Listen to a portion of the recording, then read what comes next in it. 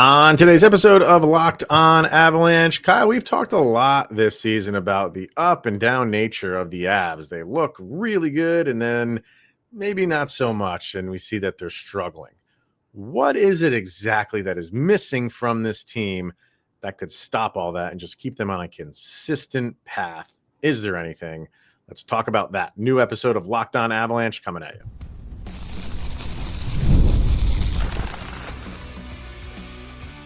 Your Locked On Avalanche, your daily podcast on the Colorado Avalanche. Part of the Locked On Podcast Network. Your team every day. All right, everybody, welcome to the Locked On Avalanche podcast, part of the Locked On Podcast Network, your team every day. I'm your host, Chris Maselli. With me, as always, Mr. Shaggy Von Doom, Kyle Sullivan. Thank you for tuning in, making it your first listen of the day. And if you want to get in on the conversation, make sure you subscribe to our Subtext. The link to that's in the show notes below. And when you do, chat with Kyle and I one-on-one. We get your opinion, everything Avalanche related, which we share on this podcast. And we're going to get some thoughts from our Subtext people right off the top here in our first segment. Because like I said in the opening, it's a yin and yang season for the Avalanche. And you see really good in them. And when that happens, you're like, hey, okay, they figured it out. And then they'll follow it up with like a loss to Chicago. So we thought the one outstanding piece for this team to kind of correct so much of this up and down nature was the goaltending. Mm-hmm. They addressed that.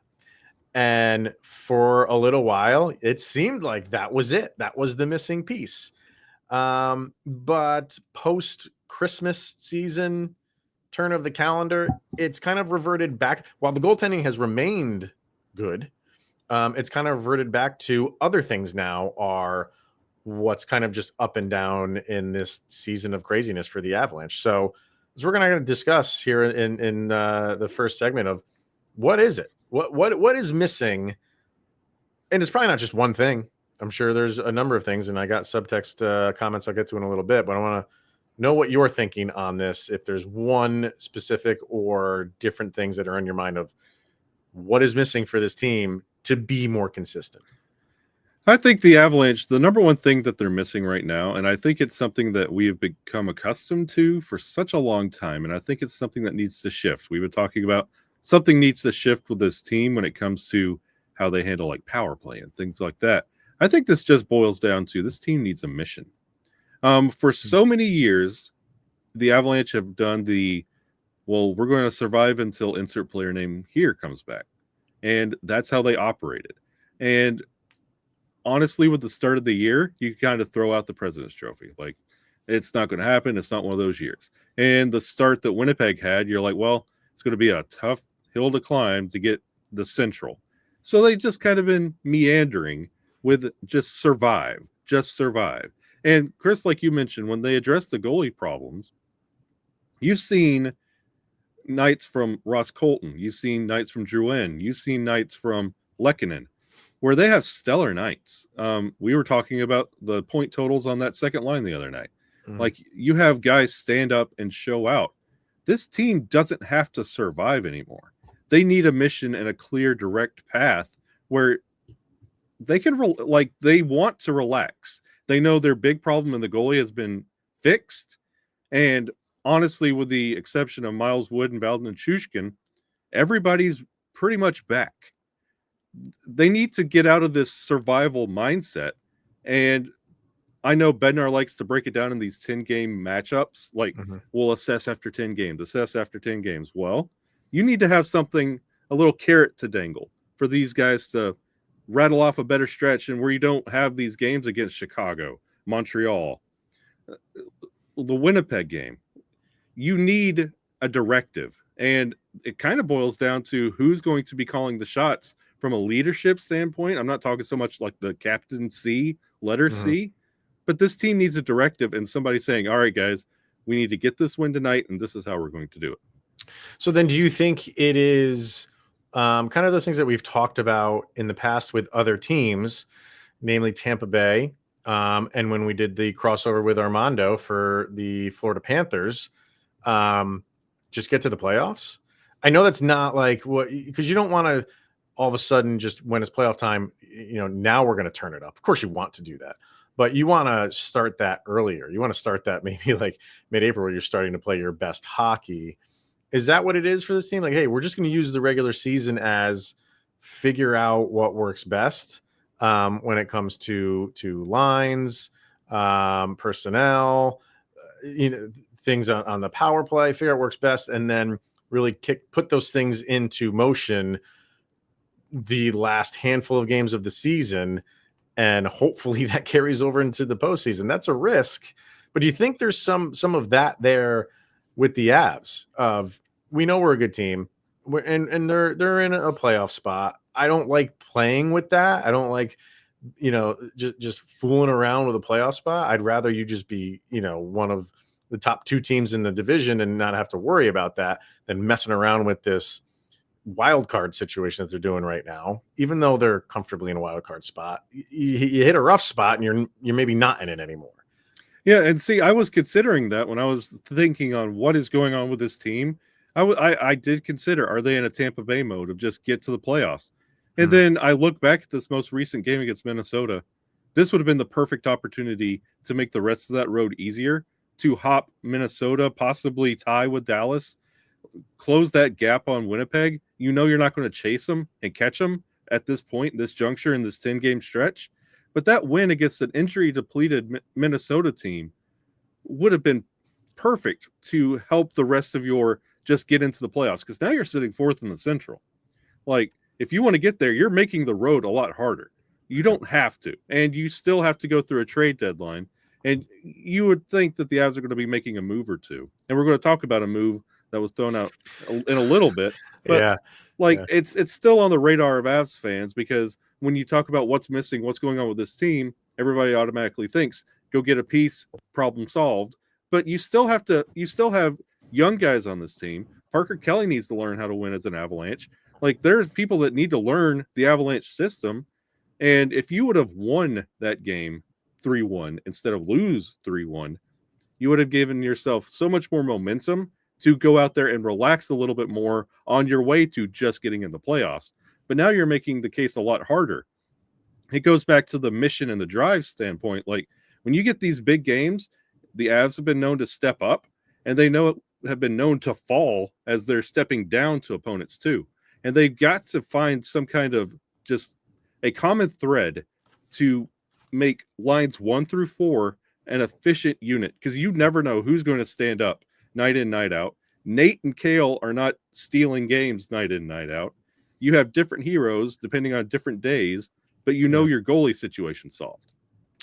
I like what you say about, like, this team needs a mission, and it's not that I don't feel like they don't know what the mission is. Like, they all know when the season starts, this is what our mission is.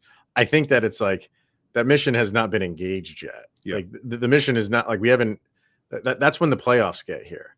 So again, I don't like you want to play well during the regular season, and the regular season is a grind. I get it, and you're not going to be, you're going to have ups and downs, but the amount of ups and downs this team has had over the course of the whole season so far, is it concerning? When they're playing well, no, it's not concerning, and when they don't play, it is a total opposite. We haven't had one of those games where it is just that back and forth. Both teams are just have unbelievable chances, and it's almost like in football, like, the last possession is going to win this game type of game in hockey. I know that doesn't happen in hockey, but you know what I mean? Like, just that back and forth, unbelievable saves, like, just the lead is changing hands. Like, you haven't had that game yet for the Avs. It's either they look great or they look like, what the heck is going on here? And you don't know what team you're going to get. Yeah, and that's reminiscent of, like, the series that we had a year or two ago against Florida and Carolina, where those were like instant classic games where win or loss, you're like, man, that was a great game. No, your season wasn't decided on those games, but you felt good, even though the outcome, because you're like, they gave their best. Yeah. And you've seen the Avs give their worst against the worst and walk away with a loss. And a lot of these mishaps are self-inflicted. So it's really rough to kind of gauge. And you just kind of want just a banner statement for this team to say, this is our standard. This is what we do night in, night out, because you haven't seen a standard or anything that reflects any kind of identity. I mean, you've had exciting games. You've had, Mhm. these come from behind victories, like the Sabres games and stuff like that. You had exciting games. But, those games specifically are a microcosm of the season for the Avalanche. You've looked bad and then looked great within the same game sometimes too. Yeah. So, over on Subtext, definitely a lot of people chiming in on this. Katie says, I definitely think our defense needs to be shored up with some key depth pieces. I mentioned that on yesterday's episode too about there's going to be moves. Like the Avalanche are in a position to make moves. Again, I don't think you're going to get these earth-shattering moves from I don't feel like that's going to happen. Mikko Rantanen excluded. We've talked about that a lot. I think you're going to get another trade deadline season of the Avalanche of these small moves here, and those can be big. Those can be big pieces if whoever they bring in fits the system. But it's going to be that, and she's right about defensive depth. You're probably going to get that.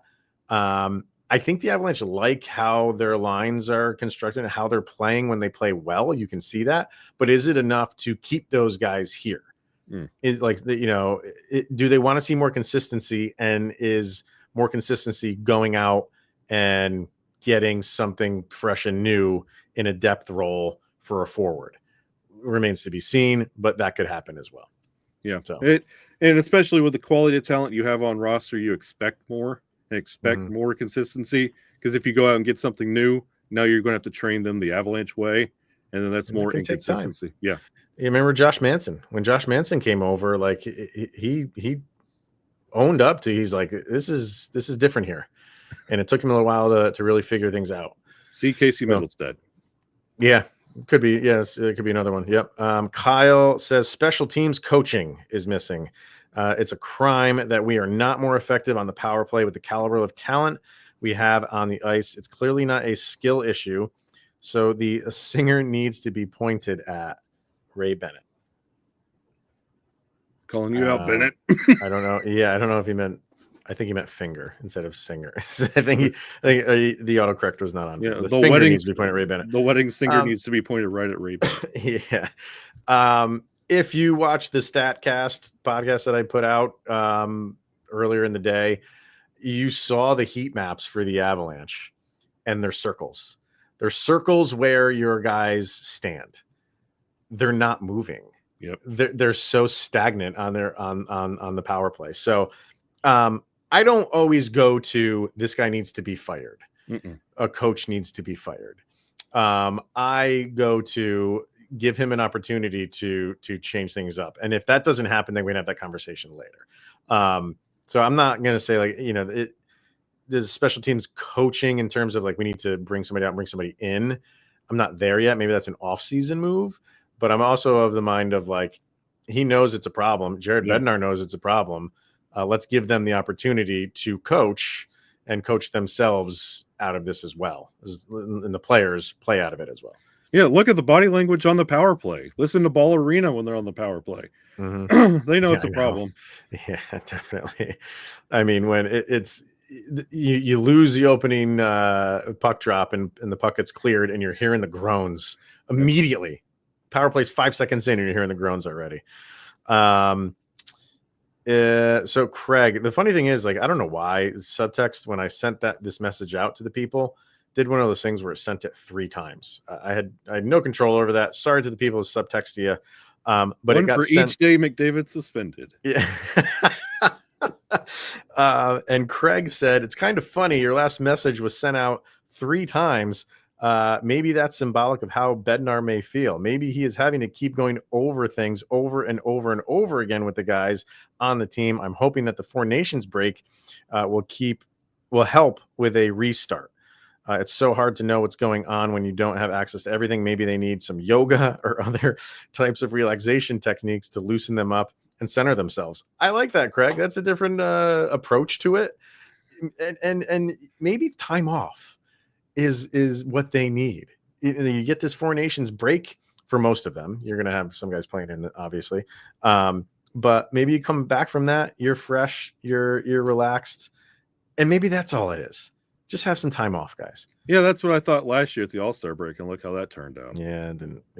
Well, I mean, There's a dumpster fire. After the, you're right. No, because leading up to the All-Star break, it was really good, Great. right? And then Great. after, you're right. Yep. Kay says, turns out the goalie issues have revealed other issues, hasn't it? I don't know what they have to do to revitalize the power play, but if they can't get that going, they are dead in the water come playoffs. Almost nobody is putting in a full 60 every game. How do they address that? Sometimes it seems like this team believes its own press too much, so to speak, and plays like they don't have to give 100%. This is a leadership issue. They need a real captain. 3 A's don't seem to be enough to give the room the collective kick in the you-know-what that they need. It's a lot there. And she's not the only one to say the leadership thing. Vargar said the same thing. He basically said, in a word, leadership. This team lacks leadership and has since Landeskog left. McKinnon isn't a leader, and the locker room hasn't been the same. When things go bad, they don't try. Only player I see with any leadership is Taves, and this team can't win without a leader, period. Well, we've had this conversation before, and we've with Vargar, I get what you're saying. He says, in the beginning of the comment, he's saying like they don't have a leader, but then he says like Taves is a leader, and that's where I would go with that. But see, they do have a leader, and it's not just him. I think it's multiple guys on this team. Like, well, I'm not buying into the because Landeskog's not there. Well, they're lost. There's a leadership vacuum. Yes, Taves is a leader, but this is Nathan McKinnon's team. He doesn't want to be the leader. Like Landeskog was Mufasa as a leader. Nathan McKinnon is Scar. Everybody else is like hyenas, and like whatever you do is to not make Scar mad. And that's how that locker room is. Like, don't different make leadership for sure. Yeah, yes. You don't make Nathan McKinnon mad. Taves doesn't want to overstep Nathan McKinnon. This is his team. He's been here longer. He was drafted here. This is his team. I know there's some things that need changed, but I do not overstep Nathan McKinnon. Like, that's where the thing is. And Nathan McKinnon doesn't want that spot, but he has that spot. And that's where the leadership thing comes into question. I don't know. I think Nathan McKinnon is okay with it, like it being on his shoulders in the interim. He doesn't want it. He doesn't like, he wants to go out there and win games. He doesn't want to have to fix everybody's problem. He wants to look at you and say, do better. And there you go, though. Like, he is saying to other people, do better. That is a leadership quality. That is not how, like, Landeskog commands a lot from people too. They will give you the iPad and sit there with you on your shift and say, hey, do this. They do it differently. Yeah. I will give you that. They do it differently. But it to say that McKinnon like doesn't want it, I wouldn't go that far. I think he, like I said, because he does it differently, he just expects you. I think you're right with the whole, like, Landeskog will sit there with you and kind of go over where McKinnon would yell at you while he's going over it with you. And that's just how they're built. They're built differently. Yeah. But just overall, man, like I just cannot buy into this thing that they do not have any leadership on this team. They do. It's different with Landeskog not being there. Absolutely, it's different. But here's the thing, people. If Landeskog doesn't come back, like this is what you get. Like the leadership is not going to change. You're going to get someone with a captaincy on his chest, but that person is likely already in the locker room. So what is going to change other than that person now has a C on their chest? Still going to lead the same way. You're not painting a pretty picture. But in my head, I'm okay with it. I'm fine with how the leadership is. I don't know. I'm just not there. And I feel like a lot of people are. I know Vargar is. I know you. I don't know. I think the team is fine with the leaders, quote unquote, that they have. And I'm maybe in the minority there, but whatever. We got a few more. I know we're going long, but we got some good stuff here. But Avs fan forever. Biggest issue that comes to mind is puck possession and getting shots on net. That's recent, definitely. They're having trouble creating. Too much time spent setting up plays in the offensive zone, and more often than not, lately ends in being stripped of the puck and it going the other way for a goal. Faceoffs are not being won anywhere remotely enough. We know that they can do it. Every win Every win in this win one, lose one period has proved the team can do it. For a long time now, I've been wondering if there is something going on in the locker room affecting the team's chemistry outside of the obvious Rantanen and sign in Rantanen. I'm concocting a theory on that as fan forever. So just get with me in about a week or two. I'm tracking things. All right. So there's a few more in there kind of in the same realm of what everything we've kind of touched on. I'll say this. I for what's missing, there's one big thing missing, and that's Val Nichushkin for me. Oh, yeah. Yeah. Get him back, and I'm not saying it solves all the problems, it solves a lot of problems. So that's where we are. All right, let's get a break in here. We mentioned Vargar. He threw out an awesome trade proposal. We'll get to it, and we'll talk about it for the one and only Sidney Crosby. Ugh. It'll be fun. Let's talk about it. Let's get a break in, and we'll do it on the other side. All right. In sports, having a winning strategy is everything. And it's how the best teams make it to the Super Bowl, the World Series, the Olympics, Stanley Cup finals, whatever. The same goes for life. Having a strategy like life insurance from Select Quote can protect your financial legacy and keep your family's future secure. Select Quote makes it easy to find the perfect life insurance policy. As one of America's leading insurance brokers with nearly 40 years of experience, they've helped over 2 million customers find $700 billion in coverage since 1985. What sets Select Quote apart is their personal touch. Unlike other brokers that offer a one-size-fits-all policy, their licensed agents tailor coverage to fit your unique needs. If you're in good health, you might even qualify for same-day coverage of up to $5 million with no medical exam required. And it's more affordable than you might think. You can get up to a $1 million policy in coverage for as little as $20 a month. Not too bad. So get the right life insurance for you for less at selectquote.com/LockedOnNHL, selectquote.com/LockedOnNHL to get started. Once again, it's selectquote.com/LockedOnNHL. Over at Select Quote, they shop, you save. So I joke at the end of every episode of Locked On Avalanche that we are one day closer to getting Sidney Crosby and him wearing Colorado Avalanche colors. It's a half joke, half I would really love to see it. I would probably lean towards probably not going to happen. But hey, the way things are going in Pittsburgh right now, and Kyle Dubas saying, we're basically open for business without naming names. Is it that far of a fantasy? I don't know. But so because I do that, and Vargar, we talk a lot throughout the day, and he is a hockey nerd. So he threw out a trade to us. And I was like, we got to talk about this on the episode because he went big. He went grand. Yeah, I saw this one and I was like, we got to talk about this. I love Vargar. I like this. Like he's thinking about this stuff all day long. So this is what he came up with for Sidney Crosby and Emil Pieniemi, who I don't know a lot about. He's a defenseman. They drafted him in the 2023 draft in the third round.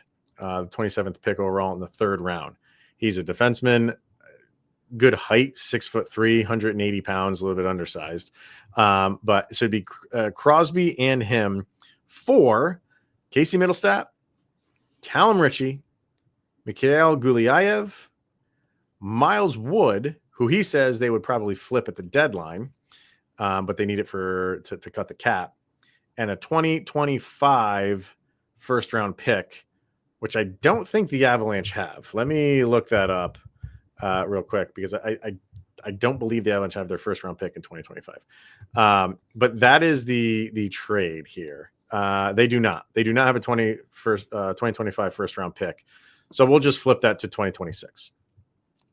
That's a lot for a third round defenseman and Sidney Crosby, who is in the twilight of his career. I'll turn it over to you first to talk about this. Okay, I get it. Nathan McKinnon has a friend, and his name is Sidney Crosby. Isn't that the cutest story? Like, other than that, Yeah. what in the world can Sidney Crosby bring to this Colorado Avalanche team that you say that right there? If this was Sidney Smith, and like just going off his play this year, because this is the player you're getting this year. We're not going off his accolades and all the things he's done in the past. You're going off 2024, 2025, Sidney Crosby. I mean, he's over a point per game player right now. He's in 49 games. He's 13 goals, 38 assists, 51 points on a pretty bad team. But I understand. But we have talked at length, at nauseum, about the Avalanche and their inability to develop talent. Mm-hmm. How bad do you want a Stanley Cup this year? I want a Stanley Cup every year. Are you willing to jeopardize an already flaky and kind of vapid future?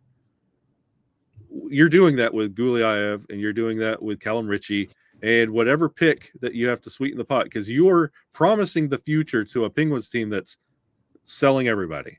Like everybody, it's a garage sale. Do you want to wager your future, because after these windows start closing, you don't know what's going on with the Mikko contract? That's what's on the line here. Do you want to Stanley Cup that bad? Are you look at your roster, look at that locker room. Mm-hmm. Can you win now and still build on the future, or do you want to throw a piece of that future to Pittsburgh and watch them start building, and you have to play catch up? Because that's what's on the line here, just for the feel-good story of point per game, Sidney Crosby, who's not always guaranteed with the help department. Yeah, but he's been fine health-wise over the past number of years. Looking at, so he played all 82 the last two seasons, 21, 22. What was COVID? 2021? Yeah. So that was cut short. So he played 69 games in 21, 22. So nice. The injury stuff for I think that was early in his career with concussions and stuff like that. He's a pretty healthy dude. I mean, you're getting Sidney Crosby, who's still a dynamic player. He was in the talk for the Hart last year. He had a really good 82 games last year, 94 points he had last year. He was keeping that team afloat. And he's having a good, he's Sidney Crosby. He's gonna give you, if you put him back on a good team, you're gonna be just fine. I am not concerned about what he would give you as a team at all. That's not my concern with this deal. It's kind of what you were touching on, and you're leveraging a lot of your future for the Avalanche, which has been suspect over the past number of years in what you're developing. And, we've seen Callum Ritchie, and he's got Avs fans a little bit excited for him. Yeah. And, so I think his future looks good. We haven't seen Gulyayev except for overseas. He looks good over there, but what's he going to bring you here? We don't know yet. And this is also on a season that you've given up on Kovalenko. You had a possible future with a Kovalenko that was very hyped, and you gave up on that. Are you going to do that again with Callum Ritchie? I know. And see how, and as well as Blackwood is playing, a lot of us have forgotten about Kovalenko. Yeah. In that deal. But you sacrificed some future there. You can live with that. This is a lot. I really wonder if Pittsburgh really is in hey, we're just going to go rebuild. I mean, and you're getting Casey Middlestat, by the way. Mm-hmm. I mean, we're focusing in here on the prospects. I mean, you're giving away Middlestat, who is what it is this year with him, and two of your top three prospects, and Miles Wood. I have no love. I could give up Miles Wood. Yeah, I would be okay with that. And a first round pick, which we have turned for next year. So now you don't have a first round pick this year or next year. That's scary. So not only are you giving up your future now, you're not going to be able to rebuild that until 2027. This is too rich for my blood, Vargar. I would love to see Sidney Crosby over here, but I think that's just and the funny thing is, like you were saying, you're in win now mode, Crosby helps you do that now. Mm-hmm. He helps you now. But do you play that fine line of winning now, and are you good enough to win now without him, while you don't sacrifice all this for the future? I would wonder if Pittsburgh would say no to this. I wonder. Yeah. I wonder if that's something they would consider, but like that scares me because you've seen really good Stanley Cup runs from teams like Washington and St. Louis that got everybody together and went and won a cup, and then it hasn't been the same since. And that's what you're facing when you give away a future like that. You are. So I would I would say no, just because it's just a lot. That's a lot of the future. It's a lot of the future, and and I still like Casey Middlestad. I think he can still kind of turn things around here. If you take a couple things out of that, maybe let's revisit this. But I think it's a lot for really Sidney Crosby. If you're throwing another prospect in from them that I really don't know anything about him, it's tough. That's tough. Yeah. So, what do you think? I'd throw it out in the chat. I'm sure a lot of people maybe have the same thoughts that we do. All right, let's get a last break in, and we'll touch quickly on this game against Winnipeg. Obviously, you're coming in with a loss, so you want to. This is the last game on the homestand, right? I think before yeah. So let's finish this thing with a win. All right, we'll talk about that after this. All right, from the first whistle to the final drive, FanDuel makes the NFL playoffs even more exciting. And right now, new customers can bet $5 and get $300 in bonus bets if you win your first bet. That's $300 to keep the action going. The FanDuel app is easy to navigate, and the variety of bets keeps getting better every single game. Plus, when you win, you get paid instantly. There's no waiting around for your winnings. Whether you're betting on your favorite team or just looking to add some extra excitement to the playoffs, FanDuel has you covered. Just visit FanDuel.com to join today and get started with $300 in bonus bets. That's FanDuel.com, and make this playoff season unforgettable with FanDuel, an official sportsbook partner of the NFL. My cat has joined the chat, by the way. If you can't hear that, what's going on over there? That's my cat going crazy. Hey, we need to ask your cat about the leadership of the Avalanche currently in the locker room. I think I threw that trade out, and she was like banging on the door, like, "What are you guys talking? Why would you do that deal?" So big Callum Ritchie fan over there. Hey, big Callum Ritchie fan. Oh yeah. You good, Polly? All right, I'm gonna let Polly outside. So, yeah, Avs and Winnipeg. Give me your thoughts on this, and while I let my cat out of this room, what do you think? Yep. Obviously, this is a big win, or a big game for the Avs that they need to win. What do you think? No, this is everything that you were wanting in that Minnesota matchup. You can gain ground in this Winnipeg matchup, and this is the last time that you're going to be facing Winnipeg, and you need this win to even up that series. This will be the fourth game. Like, you've won. You talked about it in yesterday's episode. You win, you lose, you win, you lose. That's how this series is going. You need to win this one. Hey, they have the #1 power play in all the land.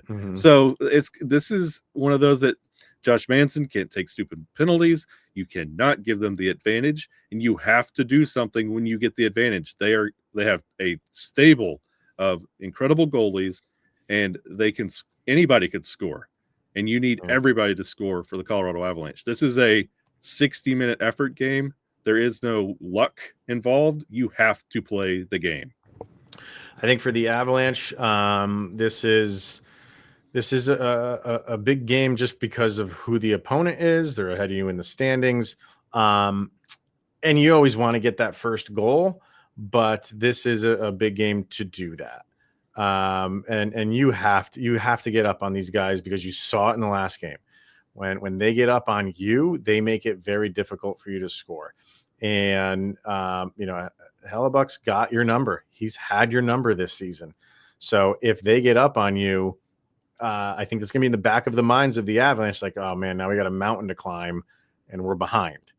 So you don't want to grip the sticks any tighter than they already are. So come out. You got to have a really good first 5 minutes. See if you can grab an early goal, steal an early goal, and then you be the team playing with the lead, not them, because we've seen how difficult it is to score on them at any point in the game because of who they have in net and how they play defense. And then when you're down, they know what to do with a lead. They're really good with a lead. So it's a, every reason to believe this is going to be a tough game. Every reason to believe the Avalanche can win it. But this could be one of those, hopefully for the Avalanche, one that they can pull out.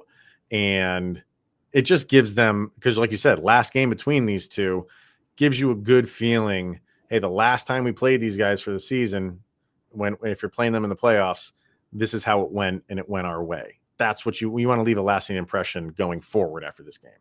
And if I'm Bednar, I'm screaming good quality shot selection.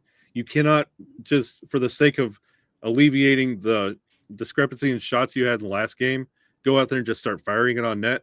No, because if you fire it at the chest, at the crest, and the goalie starts getting hot and racking up the saves, then it's going to be an impossible mountain to climb if you do go down to the Winnipeg Jets and you have to fight from behind. Do not let the goalie settle in, no matter who they roll out there.